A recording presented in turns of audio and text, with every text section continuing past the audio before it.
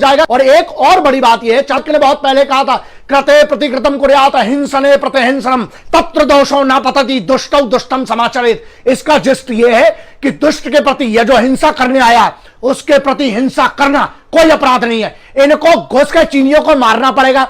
पाकिस्तान जैसे चिंदी चोर को हम जवाब देते आए हैं, बात अलग है, लेकिन अब बात है चाइना को जवाब उनकी भाषा में देना पड़ेगा। आप मोराइल डाउन हो जाएगा वरना फौज का। मुझे यह भी पता है, अभी आधे घंटे पहले राजनाथ सिंह जी की, सीडीएस साहब की, उसके बाद ऑल आर्म्ड फोर्सेज के तीनों चीफ की, एक्सटर्नल अफेयर्स के जो मिनिस्टर है उनकी, सभी की बैठक हुई है। देखिए, आप डिप्लोमेटिक लेवल समझाइए, लेकिन आर्मी को अब आपको छूट देना पड़ेगी, because the army is suppose to retaliate right now. आप एक सीओ लेवल के आदमी के मरने के बाद आप चुप नहीं रह सकते हैं, ठीक है। और दूसरा एक और बहुत बड़ा यहां पर कंसर्न है, अब तुम लोग जो व्यूअर्स है, जो इस देश के नागरिक, वो एक बात ध्यान रखना, हमें एक माहौल बनाना पड़ेगा। अगर दबाव की जरूरत है तो दबाव बनाना चाहिए सोशल मीडिया पर आपको, लेकिन ये शहादतों को आप बर्बाद मत होने दीजिएगा, क्योंकि वो मरे हैं हम जैसे सब लोगों के लिए, कि यहां पर इतने पैंडेमिक के माहौल में हम सब सुरक्षित रह सके और हमारी जमीन का 1 इंच भी वो चीनी ना ले सके। इसलिए कर्नल साहब और ऐसे उतने पूरे ट्रूप्स जो है ना वहां पर, वो आपके लिए, हमारे लिए जान देने खड़ा है। हमारी कम से कम इतनी जिम्मेदारी तो है कि हम सरकार से कम मांग करें इस बात की। और दूसरा, मेरा एक बहुत बड़ा स्पेशल मैसेज उन लोगों के लिए है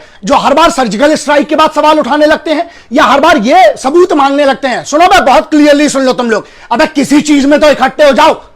आप लोग भाषाएं बिगड़वाते हो यार। बहुत इज्जत से कोशिश करता हूं कि हर बार आप लोगों को समझाएं यार, हम एक देश के तौर पर, दुश्मन तो कॉमन है ना, वो दुश्मन बीजेपी का या कांग्रेस का या आम आदमी पार्टी है, इनका दुश्मन नहीं है, वो हिंदुस्तान का दुश्मन है, इस भारत माता का दुश्मन है। कम से कम इस पे तो इकट्ठे हो जाइए। और जो लोग सवाल मांगते हैं ना, एक काम करना चाहिए भारत सरकार को, चाहे वो किसी भी पार्टी का हो, जो भी सवाल करे, इन लोगों को ना वहीं पर जाकर 2-4 दिन के लिए जरा नौकरी करवाओगे, तब समझ में आएगा।